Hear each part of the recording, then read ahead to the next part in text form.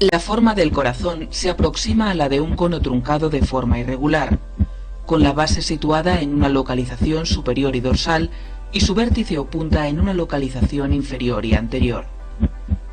La base se sitúa a la derecha y la punta a la izquierda. El eje mayor del corazón tiene pues una triple oblicuidad, hacia abajo, adelante y a la izquierda. En el corazón se distinguen externamente dos caras, la cara anterior o esternocostal y la cara posterior o diafragmática. El denominado borde agudo del corazón separa ambas caras nítidamente por su lado derecho. Sin embargo, ambas caras se continúan por el lado izquierdo formando el borde obtuso. En ambas caras se identifica claramente cerca de la base del corazón el surco auriculoventricular o surco coronario. En la cara anterior, el surco auriculoventricular se encuentra interrumpido por la salida de la arteria pulmonar y por detrás de esta la aorta.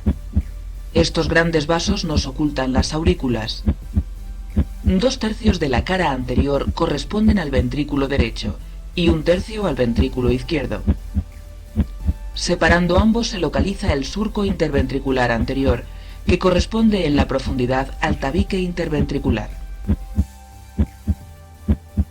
En la cara posterior o diafragmática se aprecia el surco interventricular posterior. En esta cara la porción que corresponde a ambos ventrículos es aproximadamente la misma.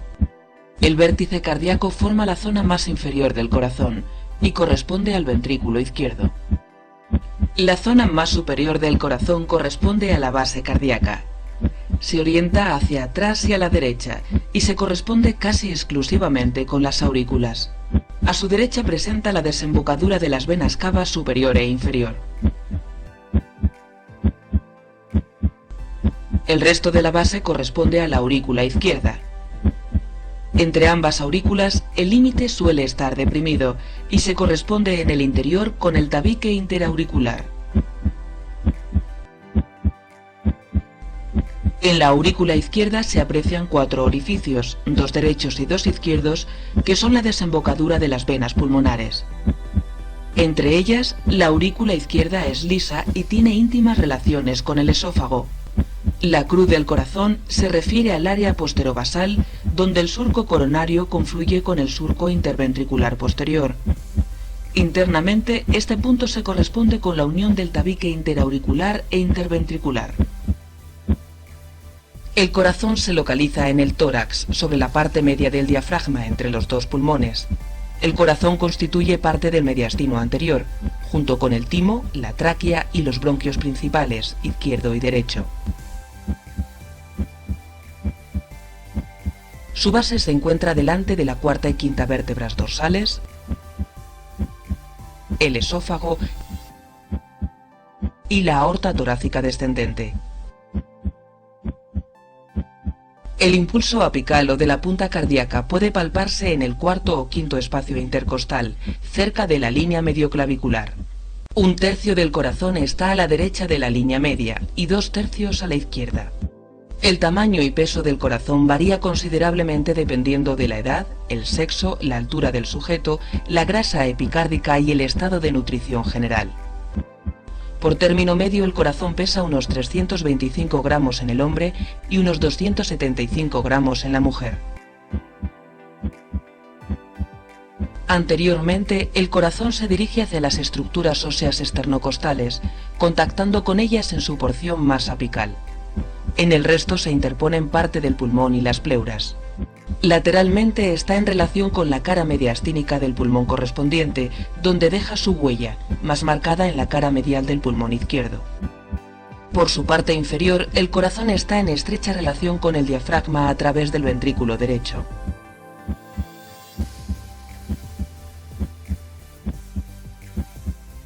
Posteriormente, la base cardíaca establece una estrecha e importante relación con el esófago.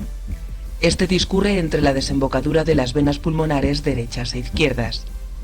Esta proximidad facilita la exploración cardíaca transesofágica, empleando sondas ultrasónicas específicamente diseñadas para este fin.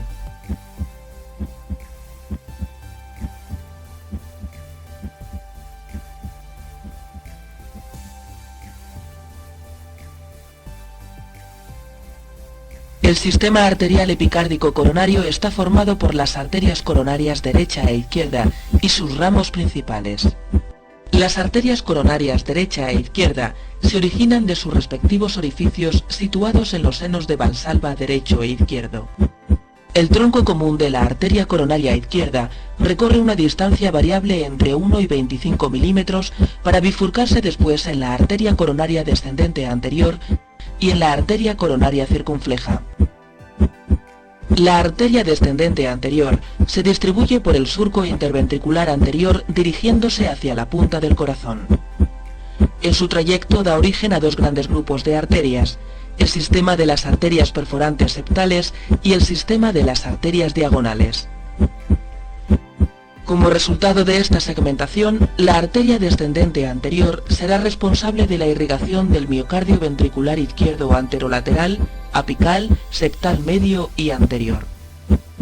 La arteria circunfleja se distribuye por el surco auriculoventricular hacia la izquierda y hacia atrás. A lo largo de su trayecto da origen al sistema de arterias obtusas marginales y posterolaterales. Estas arterias se distribuyen perpendicularmente a la arteria circunfleja a lo largo del borde obtuso del corazón, su cara lateral y su cara posterior, hasta cerca del surco interventricular posterior. La arteria circunfleja será responsable de la irrigación de la cara lateral del ventrículo izquierdo y en mayor o menor importancia de su cara posterior, dependiendo del desarrollo de los ramos posterolaterales derechos y del origen de la arteria descendente posterior. La arteria coronaria derecha discurre por el surco interventricular en dirección posterior y hacia la derecha, originando a pocos centímetros de su trayecto la arteria del cono que irriga la porción más distal del infundíbulo ventricular derecho y la salida de la arteria pulmonar.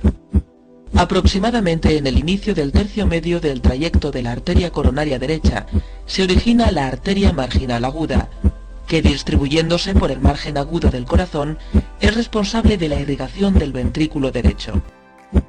Al alcanzar la cruz cardíaca, la arteria coronaria derecha se suele ramificar en la arteria descendente posterior y en los ramos posterolaterales derechos, estos últimos en número variable y de mayor o menor desarrollo. La arteria descendente posterior se distribuye por el surco interventricular posterior en dirección cráneo-caudal buscando la punta del corazón y originando el sistema de las arterias descendentes posteriores, responsables de la irrigación del tercio más posterior del tabique interventricular. La arteria coronaria derecha es responsable de la irrigación del miocardio ventricular derecho, miocardio ventricular izquierdo posterior y septal posterior. A través de la arteria del nodo sinusal y de la arteria del nodo auriculoventricular, la arteria coronaria derecha irriga elementos fundamentales del origen y conducción del impulso eléctrico. En un 50% de los casos, la arteria del nodo sinusal se origina de la arteria circunfleja. Se reconocen en el corazón tres grandes sistemas de drenaje venoso: el seno coronario y sus venas tributarias, las venas ventriculares anteriores derechas y las venas de Tevesio. El seno coronario se localiza en el surco auriculointerventricular posterior, cerca de la cruz del corazón. En él fluye la sangre venosa procedente de la gran vena cardíaca, de la vena cardíaca media, de la pequeña vena cardíaca, de las venas posteriores del ventrículo izquierdo y de la vena oblicua auricular izquierda o vena de Marshall. El seno coronario recoge predominantemente la sangre procedente del ventrículo izquierdo, drenándola en la aurícula derecha cerca de la desembocadura de la vena cava inferior. La vena interventricular anterior discurre por el surco interventricular anterior, ascendiendo paralela al trayecto de la arteria coronaria descendente anterior. Al alcanzar el surco auriculoventricular, tuerce a la izquierda y se dirige posteriormente por el surco, recibiendo en este punto el nombre de gran vena cardíaca. Existen de 2 a 4 venas anteriores cardíacas que drenan el miocardio ventricular derecho anterior. El tejido especializado cardíaco responsable del inicio y la conducción del impulso cardíaco consta de 3 elementos principales: el nodo sinusal o de Keith-Flack, la unión auriculoventricular, que incluye el nodo auriculoventricular de Ashhoff-Tavara y el haz de His, y por último las ramas izquierda y derecha con el sistema de fibras terminales de Purkinje. El nodo sinusal es una masa ovalada de 1 a 2 centímetros de largo y medio centímetro de ancho. Se localiza a nivel subepicárdico en la unión de la vena cava superior y la aurícula derecha. Posee una función predominante en la formación del impulso cardíaco. Sus células especializadas se despolarizan espontáneamente y a una frecuencia superior a lo que lo hacen otras células dotadas de automatismo y localizadas en porciones más inferiores del sistema de conducción. Los tractos intraatriales específicos para la conducción del impulso desde el nodo sinusal hasta el nodo auriculoventricular son 3. El tracto anterior o de Bachmann, el tracto medio o de Beckenbach y el tracto posterior o de Thorel. El tracto anterior dirige los impulsos desde la aurícula derecha hacia la aurícula izquierda. En la unión auriculoventricular se distinguen dos grandes elementos, el nodo auriculoventricular de Ashot-Tavara y el haz de His.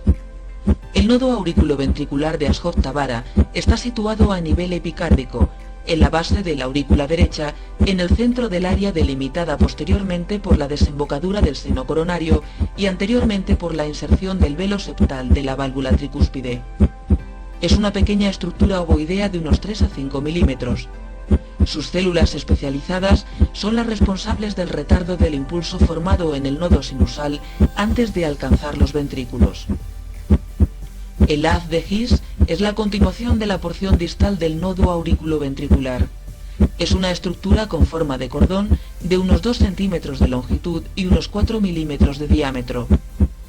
Desde su origen en el nodo auriculoventricular, el haz de His recorre una pequeña distancia antes de penetrar en el cuerpo y alcanzar el septo membranoso. Unos milímetros más allá, en la unión del septo interventricular membranoso y del septo interventricular muscular, finaliza su recorrido bifurcándose en las ramas izquierda y derecha. En su parte más inferior, el haz de His se bifurca constituyendo las ramas izquierda y derecha. Estas ramas comienzan su recorrido en la cresta del septo interventricular muscular. A unos pocos milímetros de su inicio, la rama izquierda se subdivide en un delgado fascículo anterosuperior y en un grueso fascículo posterior-inferior. La rama derecha es continuación directa del haz de His y discurre por el lado derecho del septo interventricular hasta alcanzar, sin ramificarse, la punta del corazón. La red terminal de Purkinje conecta la porción distal de las ramas y fascículos de conducción, formando una maraña de fibras que se distribuye por el subendocardio de ambos ventrículos.